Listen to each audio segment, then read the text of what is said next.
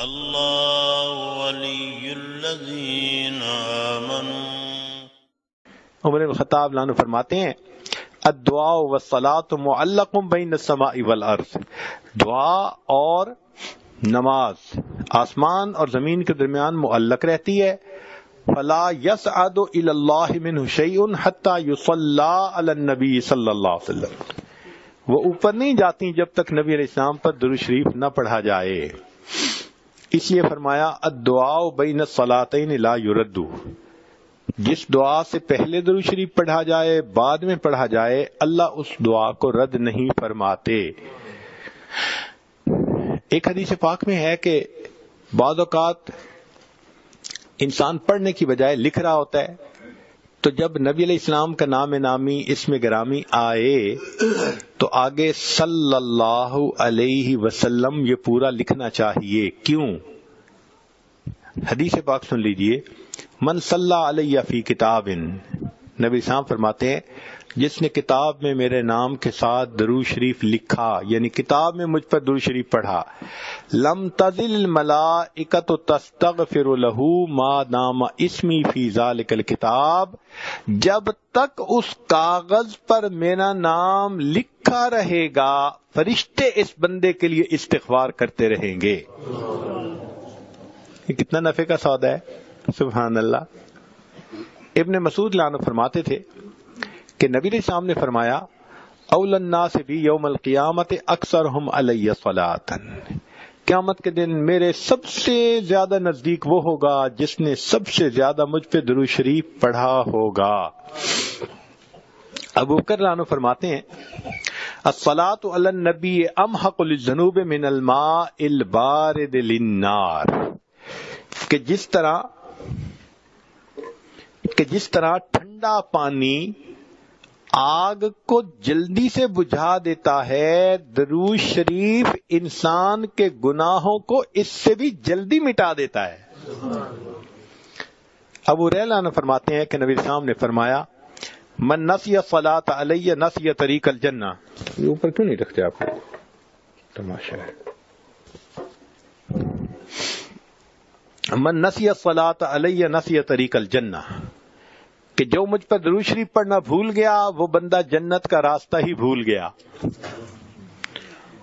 علی عنہ فرماتے ہیں واللہ لولا ما ذکر اللہ ورسولہ فی فضل التسبیح والتکبیر والتحلیل والتحمید، کہ اللہ کی قسم اگر اللہ اور اس کے رسول صلی اللہ علیہ وسلم نے تکبیر اللہ اکبر، تسبیح سبحان اللہ، تحلیل لا الہ الا اللہ، تحمید الحمدللہ، اس کی اگر فضیلت نہ بتائی ہوتی لجعلت کل انفاسی صلاۃ علی رسول اللہ صلی اللہ علیہ وسلم، تو میں اپنا پورا وقت، پورے جو سانس ہیں ان میں نبی علیہ السلام پر درود شریف پڑھتا رہتا۔ تو درود شریف کی اتنی فضیلت ہے، چنانچہ قیامت کے دن جو بندہ درود شریف پڑھے گا نبی علیہ الصلوۃ والسلام کے ہاتھوں حوض کوثر کا جام پائے گا۔ علماء نے لکھا ہے کہ کس کس جگہ پر درود شریف پڑھنا چاہیے، المواضع التي يصلى ويسلم علیہ صلی اللہ علیہ وسلم، تو وہ فرماتے ہیں دخول المسجد والخروج منہ، مسجد میں داخل ہوتے ہوئے درود شریف پڑھے اور نکلتے ہوئے پڑھے، والتشہد التحیات میں پڑھے، ورؤیت المساجد، مسجد پہ نظر پڑے تو درود شریف پڑھے، دخول الاسواق، بازار میں داخل ہوتے ہوئے درود شریف پڑھے، دخول البیت والخروج منہ، گھر میں داخل ہوتے ہوئے درود شریف پڑھے، گھر سے نکلتے ہوئے درود شریف پڑھے، نسیان الحاجہ، کوئی بات بھول جائے، چیز رکھ کے بھول جائے تو نبی علیہ السلام پہ درود شریف پڑھے، وقت الفقر، تنگی کا وقت ہو تو نبی علیہ السلام پہ درود شریف پڑھے، فی بدایت العلم، اور اگر علم کی مجلس ہو تو اس کے شروع میں درود شریف پڑھے، فی البدایت فی الخطب، خطبے کے شروع میں درود شریف پڑھے، والانتہاء فی مجالس العلم، مجلس علم کے اختتام پہ درود شریف پڑھے، فی لقاء الاخوان، دو مسلمان بھائی آپس میں ملیں تو بھی درود شریف پڑھیں، فی مواد دعاتہم و مفارقتہم، ملتے ہوئے جدا ہوتے ہوئے درود شریف پڑھے. مدارستاً حدیث النبوی صلی اللہ علیہ وسلم، نبی علیہ السلام کی حدیث پڑھاتے ہوئے درود شریف پڑھے. عند تذکرتہ صلی اللہ علیہ وسلم، جب محبوب صلی اللہ علیہ وسلم کا تذکرہ آئے تو درود شریف پڑھے. عند ذکر اصحابہ، نبی علیہ السلام کے صحابہ کا تذکرہ آئے اس وقت بھی درود شریف پڑھیں. عند ذکر شیء من معاصرہ، نبی علیہ السلام کے معاصر میں ان کی بچی ہوئی چیزیں جو تھیں، جیسے منہ مبارک تھے، آپ کا جبہ مبارک تھا، آپ کا عصا مبارک تھا، کوئی چیزیں اگر آپ دیکھیں میوزیم میں یا کسی جگہ تو ان کو دیکھ کے بھی درود شریف پڑھیں. عند دخول المدینہ، مدینہ داخل ہوں تو درود شریف پڑھیں. عند المرور علی قبرہ صلی اللہ علیہ وسلم، نبی علیہ السلام کے روضہ انور پہ حاضری ہو تو اس وقت بھی نبی علیہ السلام پر درود شریف پڑھیں. اب درود شریف کے کیا فوائد ہوں گے؟ علماء نے لکھا ہے انہا سبب لہدایت المصلی وحیات قلبہ، کہ درود شریف پڑھنے والے کو اللہ تعالیٰ ہدایت دیتے ہیں، اس کے دل کو زندہ کر دیتے ہیں. انہا سبب لزیادت محبت رسول اللہ، کہ اس درود شریف کے پڑھنے سے نبی علیہ السلام کی محبت میں اضافہ ہوتا ہے. انہا سبب لزیادت محبت العبد لرسول اللہ، کہ جو درود شریف زیادہ پڑھتا ہے نبی علیہ السلام کو اس بندے سے محبت زیادہ ہو جاتی ہے. انہا سبب قرب العبد من ربہ یوم القیامہ، کہ اس قیامت کے دن اس بندے کو اپنے رب کا قرب ملے گا جو زیادہ درود شریف پڑھتا ہوگا. انہا سبب قرب العبد من رسولہ صلی اللہ علیہ وسلم، نبی علیہ السلام کا قرب ملے گا آخرت میں. انہا ادا لشیء من حقہ، نبی علیہ السلام کے حقوق ادا کرنے میں سے یہ بھی ہے کہ انسان درود شریف پڑھے، گویا یہ حق ادا کرنے والا شمار ہوگا. انہا سبب مغفرت الذنوب، یہ درود شریف مغفرت ذنوب کا ذریعہ بنتا ہے. انہا سبب کفایت اللہ عبدہ ما اہمہ، جو درود شریف کثرت سے پڑھتا ہے اللہ اس کے غموں کو ہٹا دیتا ہے، اس کے لیے کافی ہو جاتا ہے. انہا سبب اجابت الدعاء، اس سے انسان کی دعائیں قبول ہو جاتی ہیں.